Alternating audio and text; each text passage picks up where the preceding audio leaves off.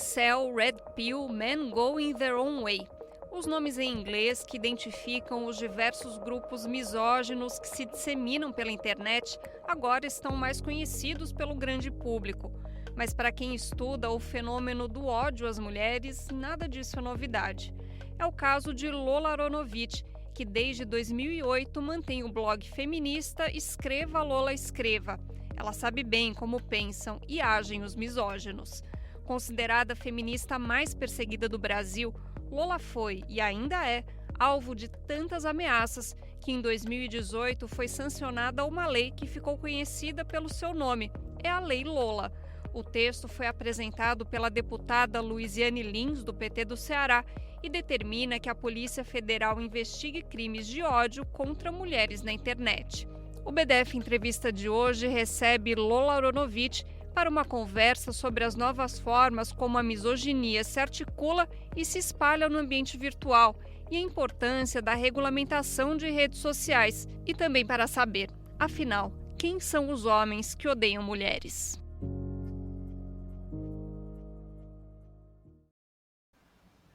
Olá, eu sou Raquel Setz, esse é o BDF Entrevista, sempre com um tema atual e que tem pautado o debate público. Hoje a gente vai falar sobre misoginia, sobre esse ódio contra as mulheres que encontra uma câmara de eco na internet. E para isso eu converso com a blogueira feminista Lola Aronovitch. Obrigada, Lola, pela sua participação aqui no BDF Entrevista. E aproveito para dizer que, além de ser blogueira feminista, a Lola também é professora de letras, na Universidade Federal do Ceará. Obrigada, Lola. Obrigada, é um prazer estar aqui com vocês. Lola, quando você começou seu blog lá em 2008, a misoginia na internet ela tinha uma outra cara, né? Esses homens se encontravam em fóruns obscuros, muitas vezes de forma anônima, utilizando codinomes. E hoje esse tipo de discurso de ódio mesmo contra as mulheres, ele circula livremente por plataformas como o TikTok, YouTube. É um discurso que vem se tornando mais aceitável? A sociedade está normalizando esse discurso de ódio contra mulheres? Sem dúvida. Eu acho que a mudança maior foi com a primeira eleição do Trump em 2016. Né? Até então, se a gente analisa, por exemplo, os YouTubers, né, dessas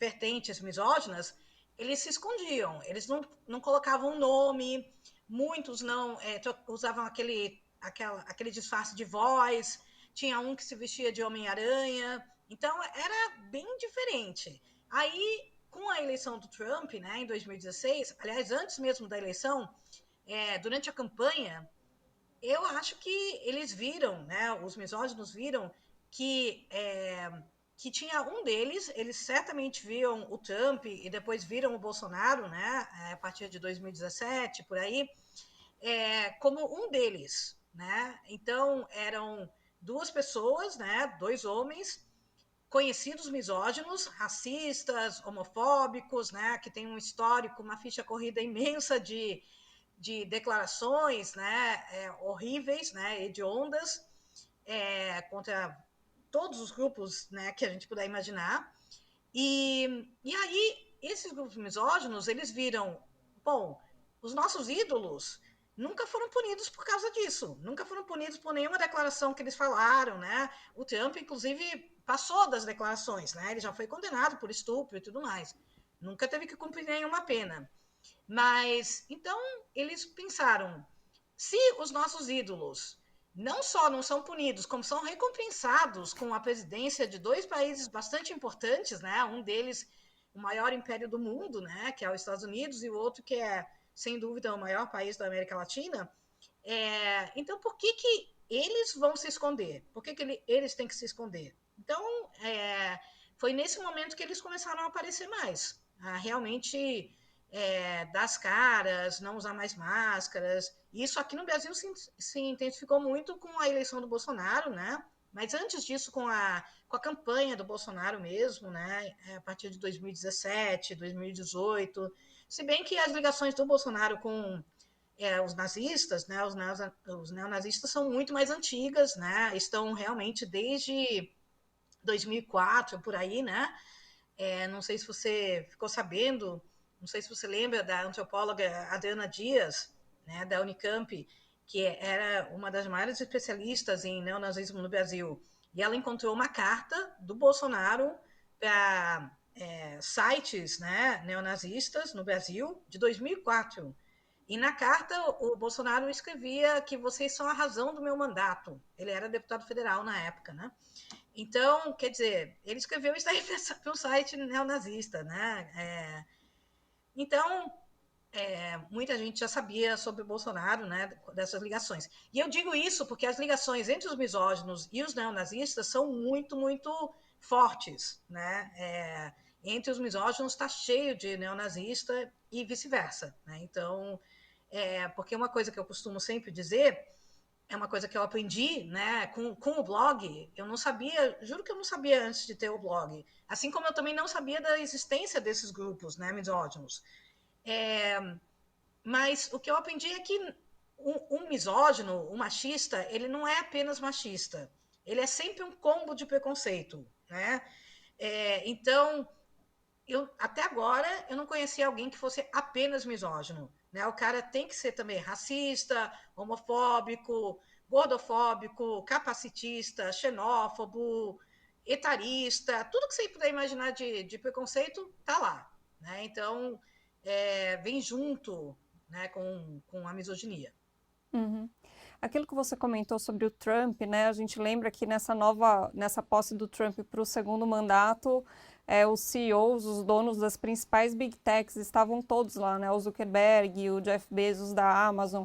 Essa guinada de extrema direita das plataformas digitais também tornou esses locais um terreno muito propício, né, para o discurso de ódio. Totalmente, né? E agora, com a segunda eleição do Trump, é um retrocesso gigantesco para o planeta, para o mundo inteiro, não é só para os Estados Unidos, né? Porque a gente sabe da influência dos Estados Unidos no resto do mundo. E, e a gente viu que, bom, o Elon Musk estava no governo do Trump, né? O Elon Musk tinha status de ministro, brigaram e tal, mas são amigos, né? Quer dizer, eles estão no mesmo barco, eles estão no mesmo espectro político, eles são de extrema-direita, eles seguem a mesma ideologia misógina, mas a gente viu, né, o Zuckerberg e todos os outros, né, indo rapidamente se adaptando a essa guinada, né, a essa volta da extrema-direita. É, isso, é, isso é muito ruim, né? É péssimo para o mundo inteiro, porque a gente sabe da importância da internet e, e realmente fica a impressão que liberou geral. É claro que cada país tem as suas regras, né? O Brasil tenta também ir na contramão do que está acontecendo nos Estados Unidos, né? A gente sabe que a Europa tem regras muito mais rígidas, né? E tanto que o Trump também está tentando punir a Europa, né? Está tentando punir vários países da Europa por causa dessas regras mais rígidas contra o liberou geral na internet, né? Então as plataformas têm que ser responsabilizadas, né? Hoje em dia ninguém acredita mais que as plataformas não têm meios de coibir o discurso de ódio, né? De realmente combater a pedofilia, os crimes de ódio em geral, né? As plataformas conseguem muito bem. Só que elas lucram com ódio, né? Elas lucram com a pedofilia. Então, é um problema financeiro para eles também, né? Elas não querem cortar um dos grandes ganha-pães delas, né? É Uhum. muito sério o que está acontecendo. Inclusive, já tem pesquisas, né, que mostram que o ódio gera engajamento. Mesmo quando você não concorda com aquilo, você acaba comentando, às vezes até disseminando um post para criticar, para fazer um contraponto. Então, os posts que têm um caráter mais de ódio ou que geram um debate mais hostil, eles acabam tendo um engajamento maior do que, sei lá, um post, por exemplo, indicando leituras feministas. Né? Então, faz parte do próprio funcionamento das redes sociais, né, Lula? É muito ruim. Eu acho que tem alguma coisa errada com a nossa espécie, né, humana, que a gente é atraída por coisas erradas, né? É, é aquele negócio bem antes da internet, né? Por exemplo, tem um acidente de carro, né? Aí todo mundo para ver o acidente de carro, os outros carros diminuem a velocidade, tem gente que sai do carro que quer assistir, né? Ou, sei lá, tem uma pessoa lá no alto de um prédio ameaçando pular do prédio. E aí para um monte de gente embaixo, né, para ver o que está acontecendo. E tem até aquelas pessoas que vão começar a bater palma e gritar pula, pula. Então tem muita gente que gosta dessas coisas horríveis, né? Dessas tragédias do cotidiano. E a internet se vale disso, né? As plataformas sabem disso melhor do que a gente, né? Então, o algoritmo realmente sabe o que atrai mais e é evidente que um discurso de ódio atrai muito mais que um discurso de paz, né? Então, eu lembro sempre de uma mãe, né, que é leitora minha, e ela me contou que ela tem, né, mas na época o menino estava com 15 anos, um filho de 15 anos que é autista, e, e esse rapaz, adolescente, né, 15 anos, que está em formação ainda, né, ele gostava muito de história. Então, ele ficava tentando encontrar muitos canais no YouTube relacionados com história. E a mãe, sabendo dos perigos da internet, ela sempre acompanhava e via o que estava acontecendo. E aí ela disse que em uma semana, em apenas uma semana, o YouTube já começou a direcionar o filho dela para canais de história negacionistas do Holocausto, por exemplo. Né? Então, canais neonazistas. Né? Então, em uma semana. Não é que ele estava procurando isso, é só que o algoritmo realmente levava ele para canais desse tipo. Então, é terrível, né? Em vez de direcionar para canais positivos, né, que vão contar uma história mais verdadeira, né? Uma história não calcada no ódio, levam para sites negacionistas do Holocausto, por exemplo. Uhum.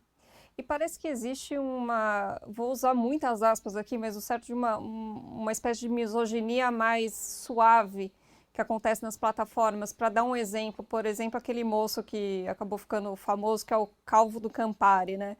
Ele não vai, em nenhum momento você vai encontrá-lo falando coisas como mulheres têm que ser mortas, enfim, coisas desse tipo, mas ele, por outro lado, ele tem um discurso de mulheres são interesseiras, que também é uma forma de misoginia, né? Mas é uma misoginia que acaba parecendo um discurso mais não tão radical assim. Mas qual que é o perigo disso? O perigo é que isso atrai, né? Um discurso de ódio pode, ao mesmo tempo, atrair, mas também pode enojar muitas pessoas, né? Aí você tem um discurso um pouco mais light, que atrai, aí a pessoa acha, não tem nada de errado com esse discurso, né? Então, só que pouco a pouco você está dentro desse ódio, né? E você vai vendo que é muito mais do que você imaginava que fosse. Né? Então, eles usam muito essa estratégia, né? De misoginia light. E você vê, assim, eles falam eles têm um discurso um pouco mais ensaiado de que não é ódio às mulheres, né? Não são todas as mulheres, essas coisas. Mas aí, na primeira oportunidade, quando sai um pouco do script, como aconteceu com o Calvo do Campari, né? Que foi uma moça que riu dele, que fez uma piada com ele, né? E aí o cara já vem com ameaças. A primeira coisa, né, é uma ameaça. E a moça não fez nada demais, além de rir dele, né? Então, isso acontece direto, né? Quando sai minimamente do script, eles já revelam quem eles são de verdade, que são misóginos. Assim, é uma hipocrisia muito grande, porque eles sabem muito bem quem eles são, né? Eles sabem para quem eles estão falando, eles sabem quem é o público deles, né? Então, fica aquela hipocrisia de que não, a gente não é assim para que eles possam continuar sendo monetizados, inclusive, porque eles ganham dinheiro com isso, né? Recentemente teve uma pesquisa da Universidade Federal do Rio de Janeiro que é terrível, né? Mas é totalmente verdadeira. Então, essa pesquisa revela que a maior parte dos YouTubers, né, dessas vertentes misóginas, eles são remunerados, né? Eles recebem dinheiro, né, pelos seus canais. E aí, quantos canais feministas você conhece, por exemplo, que são remunerados? São bem poucos, né? Eu, por exemplo, eu tinha um canal no YouTube, né, que era o Fala ou La Fala. Ele foi denunciado, então ele foi bloqueado, eu não tenho mais. Quer dizer, eu acho que ele está lá, mas eu não consigo entrar mais. Já tem alguns anos. Mas ele nunca foi monetizado nem nada. Eu lembro uma vez que eu tentei, só com blog, né? Antes de ter o canal no YouTube, eu tentei monetizar o blog, né? Eu tentei usar AdSense, né? Colocar aqueles anúncios, né? No blog, para ver como que era, para ver que tipo de anúncio ia ser colocado, se poluía demais o blog, né? Quais marcas. Eu queria experimentar. E se dava algum dinheiro, né? Porque o meu blog nunca ganhou nada de dinheiro. Então, eu fiz esse teste. Então, eu preenchi a ficha, né, do Google, né, para pedir o AdSense. O meu blog era bastante grande, né, tinha uma audiência muito, muito grande, e eu pensei que iria ser aceito, né? Aí o meu blog foi recusado para AdSense, né? E aí a justificativa que eles deram é que não, o seu blog não pode ter anúncios porque ele tem conteúdo adulto, né? Aí eu falei, ué, então nenhum blog feminista pode ter anúncio do AdSense, porque todo blog feminista tem conteúdo adulto, né? A gente fala de violência doméstica, a gente fala de aborto, a gente fala de feminicídio, fala de estupro, fala de cultura de estupro. Tudo isso é conteúdo adulto. Mas a gente está denunciando, né? Quer dizer que não pode ter AdSense. Aí, esses canais misóginos, abertamente misóginos, né? Que promovem ódio à mulher, né? Que falam que toda mulher é interesseira, que mulher não ama, mulher só se casa por dinheiro e todas essas besteiras, né, que eles falam, eles são monetizados, né? Agora, site feminista não pode ser. Então tem alguma coisa muito, muito errada, né, com tudo isso que as plataformas fazem. Uhum. E é por isso que você resolveu ficar no blog, não foi para outros formatos, como YouTube você contou que chegou aí, né? Mas acabou desistindo, mas podcast ou mesmo para as redes sociais. Eu sou meio fraquinha para redes sociais, né? Eu sei que é estranho porque eu tenho blog faz tanto tempo, mas eu não sou nenhuma expert, né? Eu tentei fazer o canal, né, no YouTube para ver como que era, mas eu prefiro escrever mesmo, né, do que falar. É, mas realmente foi, foi uma coisa muito incrível, porque quando eu fui tentar fazer o canal, é, eu descobri, eu juro que eu não sabia, né? Eu descobri que eu estava bloqueada no YouTube já, né? Ou seja, os misóginos devem ter usado o meu nome, né?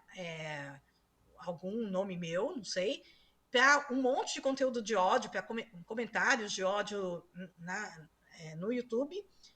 E aí eu devo ter sido bloqueada, sem saber, porque não era eu, né? E então, quando eu fui abrir o canal, eu não podia, porque não é que você está bloqueada e você não pode abrir aquele canal. O seu nome não pode estar mais associado com nada no YouTube, né? Na época, eu até falei com o Felipe Neto, né? E eu perguntei para ele, então, o que eu posso fazer, né? Eu estou querendo ter um canal no YouTube, mas meu nome parece que está completamente sujo, né? Então, eu acho que eu fui hackeada em algum momento durante esses anos todos e até ser expulsa. Então, o que eu faço? Aí ele falou, olha, é muito difícil recuperar o nome, então abre um outro e-mail, né, e faz o canal com esse outro e-mail. E foi o que eu fiz. Mas aí, depois de um tempo, eles devem ter denunciado esse outro e-mail também, não sei, né? Eu juro que eu nem sei o que aconteceu. Mas eu também não estava atualizando muito, né, esse canal no YouTube. Mas é muito ruim, né? Porque você vê tanta gente com discurso de ódio, né? E você ter um discurso pró-direitos humanos, aí você não pode. Não faz nenhum sentido, né? Lola, aliás, essa tática, né, de utilizar seu nome para promover conteúdos de ódio que você não escreveu, jamais escreveria, isso foi muito utilizado, né, pelos misóginos como uma forma de perseguição mesmo. Eles fazem isso direto, ainda fazem, né? Eu tenho conta no Instagram, só que eu não estou no Instagram, né? Mas tem um Instagram com o meu nome, né? Que eu saiba não é conteúdo de ódio, pelo que eu vi, né? Mas não é meu, não é meu. É, como que era aquele Gabi, né? Como que era aquele site que o Trump criou em 2016, 2017, que era uma plataforma justamente para concorrer com o Twitter, né? Na época. Foi um fracasso, né? Só atraiu realmente a extrema-direita. Então, era uma bolha da direita internacional, né? Mas eu acho que abriram uns 3 ou uns 5 perfis meus no Gabi. Nenhum era eu, sabe? Mas era meu nome, minhas fotos, né? Tinha um que pegava tudo que eu escrevia no Twitter, né? E colocava lá. Aí eles aproveitavam para escrever qualquer coisa, né? E divulgar o meu endereço residencial, né? Falar, olha, me visitem na minha casa, né? O meu endereço é tal. E você está falando assim de uma feminista que eles odeiam, né? De uma pessoa de esquerda que vai contra tudo que eles acreditam, né? Então não é legal divulgar o meu endereço, meu telefone e tal, né? Mas eles fazem isso direto, né? Tudo que você puder imaginar de rede social, eles devem ter o meu nome lá, né? Tem o tal do Curious Cat, né? Que eu nunca tinha nem ouvido falar, mas é mais para adolescente e criança, né? Pelo que eu vi. Então, aí eles fazem um perfil para mim e me colocam flertando com crianças, né? Dizendo assim, e aí, o que você acha de transar com uma mulher mais velha? E você está falando com crianças, né? Porque o público-alvo deles é crianças, né? Então, é horrível, é horrível. E aí você denuncia, né? Na maior parte das vezes, nada acontece, eles falam que não houve nenhuma violação das regras da comunidade, e às vezes acontece alguma coisa, né?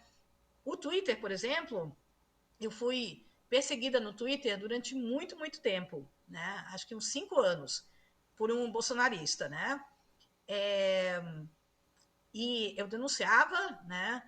Toda semana tinha um perfil novo com o meu nome, né? No Twitter, tentando se passar por mim. Evidentemente não era eu, e qualquer pessoa que me conhecesse, ao ver aquele perfil, saberia que não era eu. Mas tem gente que cai, né? Então aí você tinha que denunciar, você tinha que tentar derrubar aquele perfil, demora. Isso só mudou quando eu consegui autenticar o meu nome, aquela verificação, né? Aquele passarinho azul. Faz tanto tempo, né, que eu nem lembro mais.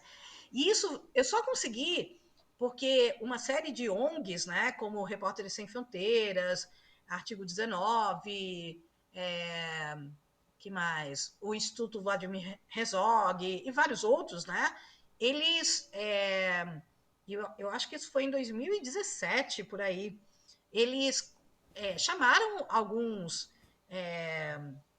pessoas que tinham canais na internet, né, blogs e tal, e marcaram uma reunião no Twitter, lá em São Paulo, na sede do Twitter no Brasil, que ficava em São Paulo. Eu estou falando isso muito, muito tempo atrás, muito antes do Elon Musk, né?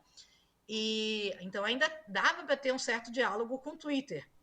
Então foi muito interessante aquela reunião. E naquela reunião eu contei todos os meus problemas, né? Eu dei vários exemplos do que eu estava sofrendo na plataforma deles, né? E como eu denunciava e nada acontecia. Bom, essa reunião foi suficiente para que eles tirassem, expulsassem o meu principal perseguidor no Twitter, né? E pouco depois eu consegui a verificação, né? Aquele passarinho azul. Então aí minha vida no Twitter mudou completamente, porque não tinha mais toda semana um novo perfil. Então, isso para ativistas é ótimo, né? É muito bom que você esteja minimamente protegido. Aí vem o Elon Musk e o que ele fez? Ele tirou a verificação e vendeu a verificação. Então, por exemplo, o maior site neonazista nos Estados Unidos, de repente era verificado pelo Twitter. Ainda é, porque eles estavam pagando, né? Então, é vergonhoso, né? E por isso que o Twitter se tornou um ambiente tão tóxico, né? Já era muito ruim, mas com o Elon Musk ficou impossível. Eu saí de lá, eu só não saí de lá porque se eu sair, vão pegar o meu nome também, né? E vão criar um perfil falso com o meu nome. Então meu nome está lá, mas eu não tweeto faz um tempão. Eu estou no Blue Sky, né? O Blue Uhum. Sky é bem tranquilo, bem suave, eu gosto, né? Não tem, mas também, obviamente, não tem a mesma repercussão do Twitter. Então é Lola, bem como a gente diferente, falou, é como calmo. a gente mostrou lá no comecinho, você foi alvo de tantas ameaças, né, que acabou sendo criada uma lei que acabou conhecida pelo seu nome, né, a Lei Lola, para que a Polícia Federal investigue discursos de ódio contra mulheres feitos na internet. Como que você avalia a aplicação dessa lei hoje? Está funcionando? É uma ótima pergunta, né? Não está funcionando como a gente gostaria, né? E como que a gente gostaria? Que a lei fosse conhecida, né? Que a lei Lola fosse conhecida, que houvesse oficinas sobre isso, né? Porque eu continuo recebendo vários e-mails, desculpa, de meninas e mulheres me pedindo ajuda. Então, falando, como que eu posso usar a sua lei para denunciar o que elas estão sofrendo, né? A misoginia que elas estão sofrendo na internet. E é muito complicado, né? Porque, imagina, a deputada Luiziane Lins, né, ex-prefeita de Fortaleza pelo PT, ela conseguiu no primeiro mandato aprovar, ela fez o projeto de lei, né? É, isso foi no final de 2016, né? No final de 2017. E aí ela conseguiu aprovar essa lei, o que prova que realmente havia uma necessidade, né? Uma demanda por uma lei dessas, uma lei que combatesse a misoginia na internet. E conseguiu aprovar isso. Isso isso foi aprovado em abril de 2018, então, durante o governo Temer. O Temer, né, nunca teve nenhum interesse em coibir crimes de ódio, né? Então, ele não deu muita bola para isso, né? E logo depois, quem veio foi até pior do que o Temer, né? Muito pior, que foi o Bolsonaro. Então, obviamente, o Bolsonaro sabe muito bem, até hoje, né, que nós feministas sempre fomos uma das principais resistências, né, ao fascismo, né, ao governo dele, e, e ele sabe melhor do que a gente, né, quem é a base eleitoral dele, né, quem é a base mais fiel, que é como eu te falei, são os neonazistas, os misóginos, né, desde 2004. Então, por que o Bolsonaro iria tentar realmente implementar uma lei que vai contra a base eleitoral dele, né? E beneficia e dá mais segurança aos inimigos dele, que somos nós, né? Feministas, pessoas de esquerda em geral, ativistas de direitos humanos e tal. Então, a gente nunca conseguiu, eu e a Luiziane Lins, a gente nunca conseguiu, por exemplo, uma reunião com a Polícia Federal, né? Que a gente queria uma reunião com o chefe da Polícia Federal, sem chance, né? Até hoje a gente não conseguiu. Então, a lei não é muito conhecida, mas, assim, nos últimos tempos eu estou vendo que tem melhorado, né? Está tendo um combate muito maior à misoginia na internet, né? Isso eu vejo muito por causa dos massacres das escolas, que está muito, muito ligado com a misoginia da internet, né? Como a gente viu na série Adolescência, né? Isso é bem comum.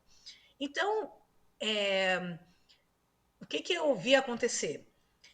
Primeiro que eu já dei palestras em todo o Brasil, né? Continuo dando palestras, muitas palestras online e tal, em universidades, em sindicatos, em escolas e tal. E muitas vezes nessas palestras, eles convidam, por exemplo, algum representante da Polícia Federal também, né? Para poder falar com a gente, né? Para que tenha vários representantes diferentes, né? Para que possa ter um panorama mais geral, realmente, do que está acontecendo. E aí, o que acontecia até pouco tempo atrás? a Polícia Federal mandava delegadas, né, da Polícia Federal, que eram ótimas, né, feministas, mulheres fortes, né, ótimas, só que não tinha nada a ver com crimes cibernéticos, né? Então, elas não sabiam quase nada de crimes cibernéticos. Eu não sei se a Polícia Federal fazia isso de propósito, né, ou não, mas acabava sendo meio inócuo para a gente, né? Porque a gente precisava de pessoas realmente especializadas em crimes cibernéticos, né? Que é isso que a Lei Lola, lida com isso, né?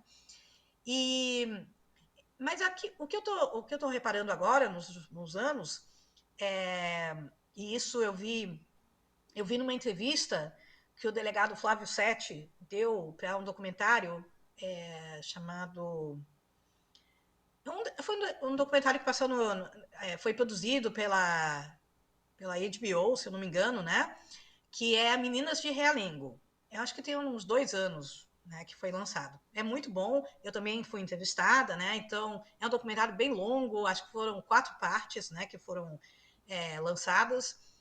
E aí ele foi entrevistado também, né? O Flávio Setti foi responsável pela prisão de um dos caras que mais me perseguiam, né? Quer dizer, ele já tinha sido preso antes, mas ele foi preso novamente em 2018, né? Em maio de 2018. Está na cadeia, né? Na penitenciária de segurança máxima em Campo Grande até agora, né? Foi condenado a 41 anos de prisão e tal. Mas então, e aí perguntam para ele, né? O que ele acha da Lei Lola? Perguntaram para ele nesse documentário. E aí eu vendo o documentário, porque a polícia não fala com a gente, né? Então, mas eu vendo esse documentário, eu pude ver pela primeira vez um delegado falando da Lei Lola. Eu fiquei muito feliz. E ele disse que ele acha uma lei muito útil, muito importante, porque ele diz que antes da lei não tinha nada que dissesse que a Polícia Federal deveria investigar crimes contra mulheres na internet. E aí isso criou um precedente, né? A lei cria esse precedente, né? Cria essa obrigação da Polícia Federal. E por causa disso, eles têm descoberto vários planejamentos de massacres em escolas, né? Recentemente, foi esse ano, acho que foi em maio, por aí desse ano, eu participei também de uma semana, eles chamaram Semana Lola Aronovitch, né? É a segunda Semana Lola Aronovitch, né, que foi feita no Ceará, né? E era online. E aí tinha uma delegada da Polícia Federal que era especializada em crimes cibernéticos. E aí foi muito interessante o que ela falou, porque ela falou de vários casos de planejamentos de atentados, né, em escolas que foram investigados graças à Lei Lola. Né? Então, isso eu fiquei muito feliz em ouvir isso. Né? Então, a gente vê que a lei acaba sendo útil, né? Apesar de não ser tão conhecida como a gente gostaria. E quem são esses homens, né, que usam a internet para destilar ódio contra as mulheres? Dá para traçar um perfil meio... qual os denominadores comuns entre todos esses homens? Pois é. Eu sempre digo, assim, que... Bom, primeiro que antes de começar o meu blog, em 2008, eu não conhecia esses misóginos, né? Porque na nossa vida pessoal, a gente se cerca de pessoas bacanas, né? Por que eu vou ter qualquer tipo de convívio, contato com homens que, por exemplo, nem usam o termo mulher? Eles chamam mulher de vadia, né? Eles chamam mulher de merdalher, de bostalher, coisas assim, de depósito, né? Depósito de esperma, depósito de porra, coisas assim, né? É claro que eu não conheço ninguém pessoalmente, né, que vai tratar uma mulher com esses termos, né? Mas na internet tá cheio desses caras, né? Então, e eu sempre diferenciei bem também o que eu chamo de machista genérico, né? Aquele machista genérico é aquele tio do pavê, sabe? É aquele cara que conta piadas misóginas, né? Que é um cara sem noção, é um cara geralmente meio detestável, né? Assim, ninguém quer ficar muito perto dele, mas é aquele cara que costuma dizer assim: nenhuma mulher presta, exceto minha santa mãezinha, né? Não a minha, a dele, né? Então, a santa mãe dele é maravilhosa, né? As outras mulheres não prestam, e aí ele passa a vida toda tentando encontrar uma parceira que seja que nem a santa mãezinha dele, né? Esse daí é um machista genérico. Agora, o misógino na internet, ele é organizado, ele não é mais um machista genérico. E para eles têm um mantra, né, que é não existe mulher exceção. Ou seja, nenhuma mulher presta, ponto. Inclusive as próprias mães deles. Né? Então, eles odeiam as próprias mães. Né?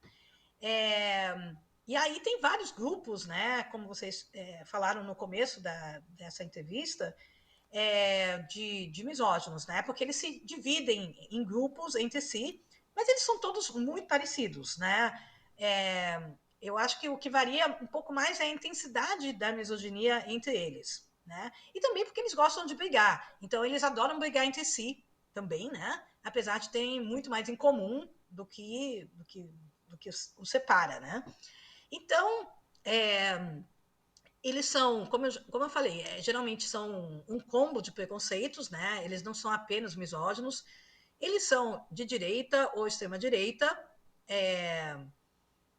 E quando eu digo isso, eu não quero dizer que não existem homens e mulheres também de esquerda que não sejam misóginos, racistas, homofóbicos, etc. Né? A gente sabe muito bem que existem, né? Tá cheio infelizmente, tá cheio de homens de esquerda que são misóginos. Mas qual que é a diferença que eu vejo? Quando um homem misógino, um homem de esquerda, pego falando alguma coisa misógina, né, ou atacando uma mulher, ou, né, fazendo alguma coisa muito errada, ele geralmente é cancelado, né? Quer dizer, e aí o cara ou pede desculpas, ou se revolta e vai para a direita, mas geralmente ele pede desculpas e tal, né? Agora, para a direita, os caras de direita é um pré-requisito da direita. Você tem que ser misógino. Você tem que odiar mulheres, você tem que odiar gays, tem que odiar negros e deixar isso aí bem explícito. Exceto durante as eleições, né? Período eleitoral a gente dá um desconto, né? Aí a gente muda o discurso, né? A gente passa o ano todo falando mal do Bolsa Família, né? Que o Bolsa Família faz os pobres não quererem mais trabalhar, né? Tá difícil encontrar empregado agora, etc, etc. Mas durante as eleições eles são a favor do Bolsa Família, né? Falam que vão ampliar. Então, o discurso contra as mulheres é a mesma coisa, né? Então, durante as eleições eles escondem porque pega mal, mas durante todo o resto do tempo eles têm esse discurso. Então, é aquele negócio que mudou muito também, né? Quando eu comecei a descobrir sobre esses grupos misóginos, o termo mais usado para eles era o termo em língua inglesa, né? Que era o MRA, que é uma sigla para Men's Rights Activists, né? Então, ativistas pelos direitos dos homens. Que, se você passar 2 minutos em qualquer site MRA, você vê que eles não lutam por nenhum direito deles, né? A não ser o direito de ser abertamente misógino, né? De atacar mulheres em geral e feministas em particular. É o único direito que eles querem, né? Mas esse é o termo que eles usavam, né, no começo. Aí sempre teve MGTOW, né, que é o Men Going Their Own Way, né, que são grupos mais segregacionistas, que acreditam que os homens têm que viver separado das mulheres, né? Separado mesmo, numa cidade, separado num país, separado. Tem variações também entre os MRAs, né? Tem MRAs que falam que não, você tem que separar. Então, por exemplo, se você tem uma empresa, você não vai contratar mulheres. Eles falam isso daí como se fosse uma coisa totalmente normal, né? E aceitável. Ou se você é servidor público, você não vai atender mulheres. Tem alguma coisa errada, né, com esse tipo de raciocínio. Mas aí eles falam, não, mas aí você pode dormir com mulheres, você pode transar com mulheres. Então, porque o problema deles é que, em geral, eles são héteros, né? Porque se eles fossem homossexuais, facilitaria muito. Eles odeiam mulheres, então, né? Mas eles desejam as mulheres, né? E as mulheres são inteligentes. Em geral, elas não dão nenhuma bola para misóginos, né? Senão eles não se organizariam, eles não ficariam tão unidos e tão revoltados, né? A frustração deles é sexual. Isso é bem claro. E aí em 2014 teve um massacre, né, nos Estados Unidos, na Califórnia, que foi cometido por um incel, né? Então o cara, hoje em dia a gente prefere não repetir os nomes deles, né, para não dar mais notoriedade para eles, mas ele escreveu um manifesto incel, né? Ele disse que o ato dele de matar pessoas, né, ele chamou de o dia da retribuição, né? Então, retribuir o ódio que, segundo ele, as mulheres davam para ele. Porque ele era virgem aos 22 anos. Esse era o problema dele. Era rico, filho de produtor de cinema de Hollywood, né? Mas ele ficava revoltado porque ele era virgem aos 22 anos. Né? Então, o massacre dele foi totalmente frustrado, né? Porque ele só conseguiu matar 6 pessoas. É muito, né? Mas ele queria matar muito mais, tanto que ele bateu numa sororidade, né? Numa faculdade americana. E felizmente naquele dia a sororidade estava fechada, né? Então ele só matou aquela mulher que atendeu a porta, né? Senão ele teria entrado e matado muito mais mulheres, que era o que ele planejava. Lola, Então posso só te... isso popularizou o termo incel, né? Uhum. A ação dele. E hoje eles são mais conhecidos como incel do que outros nomes. Queria te fazer uma pergunta, nosso tempo já está terminando, mas eu queria ainda perguntar algumas coisinhas. Parece que esses grupos misóginos têm atraído cada vez mais meninos jovens, né, mal saídos da infância. Existe uma estratégia por trás disso e como que é feita essa cooptação de meninos muito jovens? Realmente, isso está acontecendo, são cada vez mais jovens, né? Tem uma diferença do tipo de atentado, por exemplo, que aconteceu nos Estados Unidos, né, e que acontece hoje. Hoje, a maior parte dos atentados, né, dos massacres, são em escolas nos Estados Unidos. Toda semana tem algum massacre numa escola americana, né? Se a gente vê, por exemplo, antes do ano 2000, já existiam muitos massacres, né? O de Columbine é de 99, mas o de Columbine foi um dos mais famosos, até porque foi um dos primeiros, né? Mas o que tinha? Não tinha tantos massacres em escolas. O que tinha era massacre em lanchonete, por exemplo, né? O cara fazia um massacre na lanchonete, cometia um massacre no escritório onde ele trabalhava, essas coisas, né? Então, à medida que foi ficando cada vez mais jovem, você leva para o seu ambiente, né? E o ambiente de um adolescente, né? De uma criança é a escola, infelizmente, né? Quer dizer, felizmente é a escola, mas infelizmente isso aí vira palco para massacres, né? Para esses discursos de ódio e atos de ódio, atos terroristas, né? Que eu acho que a gente tem que ver como terrorismo. Então, eles são recrutados, né? Pela extrema direita, né? Por incels mais velhos, né?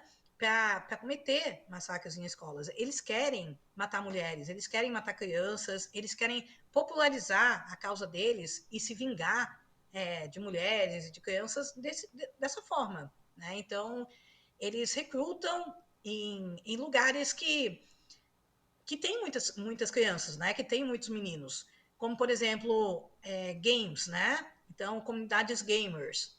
Aí você tem muitos meninos lá e pouco a pouco você vai recrutando alguns meninos. Você vai testando, né? Ou programas de true crime, né? Que eles chamam, que está muito em alta. Então, programas que falam de documentários, de serial killers e tudo mais, né? Então, você entra nessas comunidades, né? Se você é um recrutador, você entra numa comunidade dessas e você vai testando alguns adolescentes. Você não vai imediatamente chegar para um menino, né, de 12, 13, 15 anos e falar: e aí, já que você odeia a sua escola, né, já que você não é popular na sua escola, ninguém fala com você, você não tem namorada e você é revoltado por isso, por que você não vai lá e mata todo mundo? Não é assim que funciona, né? Porque geralmente o menino vai achar isso daí loucura. Mas ele vai ser cooptado através de uma ligação, né? Ninguém dá bola para ele. Nessa comunidade, ele vai ter atenção. Né? Ninguém vai reprimi-lo por ser misógino, vão encorajá-lo. Então, esse recrutador ele começa a usar, como eu falei, em vez de... Ele está falando de mulheres. Aí, ao invés de usar o termo mulher, ele vai usar o termo vadia. Aí vai testar para ver como que esse menino reage, né? O menino pode falar, opa, calma aí, você está chamando todas as mulheres de vadia? Isso é totalmente errado, né? Ou ele pode começar a copiar aquele recrutador e começar a chamar também as meninas de vadias. A mesma coisa com negros, né? Então, pouco a pouco, você vai abrindo, né? Deixando bem explícito o seu racismo. Então, você não vai mais chamar um negro de negro, você vai chamar de macaco e vai ver a reação desse menino. Né? Você não vai chamar um gay de gay, você vai falar viado e vai ver a reação do menino, né? Então, é assim que eles são cooptados, né? E aí, pouco a pouco, muito antes de ter que realizar o massacre, eles vão ter que fazer pequenas coisas, né? Então, vamos atacar aquela feminista. Então, no meu caso, por exemplo, vários tiveram que fazer vídeos. Teve um cara que fez um vídeo dizendo que era meu filho, por exemplo, né? E que eu tinha abandonado ele assim que eu descobri que ele era um feto menino, eu abandonei. Eu queria abortar, mas né, minha mãe não deixou. Essas coisas. O cara fez um vídeo falando isso, né? E aí vem a extrema-direita e divulga um vídeo mentiroso desses, né? Que não tem, eu não tenho filho, né? Então, aí outro incel também fez um vídeo dizendo que eu tinha abusado sexualmente dele no banheiro de uma escola, sei lá, num congresso escolar, em algum lugar. Outro fez um vídeo dizendo que tinha sido meu aluno na UFC, né, aluno de inglês, e aí ele estava com notas ruins, e aí foi falar comigo, o que eu ofereci em troca? Sexo, né? Quer dizer, eu queria sexo em troca de boas notas. Então, tudo que eles fazem, eles acusam os outros de fazer, né? Fica muito, muito evidente isso. Lola, para a gente Então, o finalizar, recrutamento... desculpa te interromper, para a gente finalizar, quais que são os caminhos, né, para combater essa misoginia? Tem que ter um endurecimento da lei, tem que apostar em contranarrativa, em disputar espaço. Como que a gente vira esse jogo? É bem difícil, né? Porque a gente está tentando virar esse jogo faz muito tempo, não só aqui, né? Mas em todo lugar. Porque é um ambiente extremamente nocivo, né? E eu acho que a maior parte das pessoas não quer um massacre numa escola, né? Inclusive, os pais de muitos desses meninos, né, que cometem massacre ficam chocados, né? Imagina que coisa horrível que deve ser, né? Ter um filho terrorista, né? Um filho que mata pessoas, que odeia a gente. Então, tem que fazer um pouco de tudo, né? Evidentemente, tem que ter um diálogo nas escolas, né? Tem que abrir uma porta, né? Um espaço para que as crianças, os jovens, né? Os adolescentes possam falar sobre isso, sobre o que estão vendo na internet, né? Os pais têm que acompanhar, né? Os pais são responsáveis pelas crianças, né? Pelos filhos. E eu sou bem radical até, né? Nesse ponto. Eu acho que não só menor de idade, né? Se o filho mora na casa dos pais, eu acho que os pais continuam sendo responsáveis, mesmo que o cara tenha 40 anos, né? Claro que você vai responsabilizar o cara, mas isso daí estava sendo feito naquele ambiente, né? Faz quantos anos, né? Quem que paga as contas dessa pessoa? Quem que patrocina, né? Essa pessoa para cometer esses crimes de ódio? Então, os pais têm que saber, isso aí tem mudado. A série Adolescência foi importante nesse sentido, né? É importante até hoje para divulgar isso. Isso fez muitos pais acordarem. Tem que ter um endurecimento das regras, né? As plataformas têm que ser responsabilizadas, né? Não é possível que elas digam que não, a gente não sabe o que está acontecendo, ou não, a gente não consegue coibir, né? Essas coisas, porque é óbvio que eles conseguem, né? Eles sabem tudo que a gente está fazendo na internet, né? A gente escreve uma palavrinha na internet e já estão vendendo o produto daquilo para a gente, né? No minuto seguinte. Então, eles têm controle, né, sobre o que está acontecendo. Eles podem fazer. Então, tem que ter um endurecimento das leis, eles têm que ser punidos, né? Tem que ter uma mudança também, isso eu acho que tem melhorado nos últimos anos, né? Até porque a gente não viu os massacres continuarem tão fortes como estiveram no início de 2023, né, que foi horrível, que a gente teve um pânico geral mesmo, né, porque foram vários massacres ao mesmo tempo. Então, eu vejo uma mudança também do trato das polícias, né, com isso. Então, as polícias contribuindo entre si, né? Então, a Polícia Federal falando com a Polícia Civil, falando com a Polícia Militar, né? Falando com as polícias de crimes cibernéticos, né? Porque quando eu comecei a denunciar, eu via que as polícias federais não tinham nem um diálogo entre si. Tipo, a Polícia Federal do Ceará não sabia o que estava acontecendo com a Polícia Federal do Paraná, por exemplo, que não sabia o que estava acontecendo em São Paulo e no Rio de Janeiro, por exemplo, né?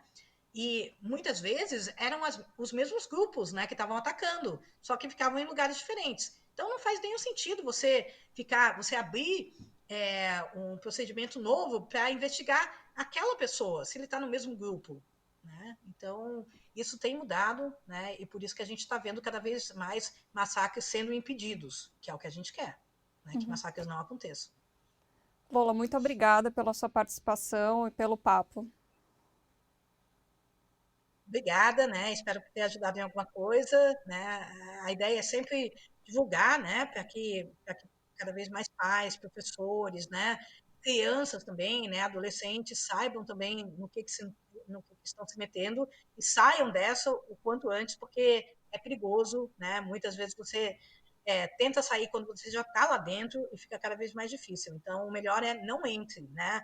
Então, converse com seus pais, converse com professores, converse com outras pessoas e não tome cuidado com esses discursos de ódio, né?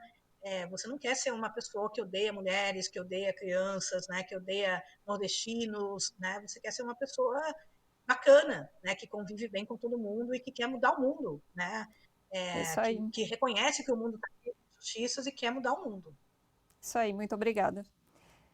E esse foi o BDF Obrigada. Entrevista. Esse foi o BDF Entrevista. O programa vai ao ar de segunda a sexta-feira, sempre às 7 da noite, na TVT e também no YouTube do Brasil de Fato.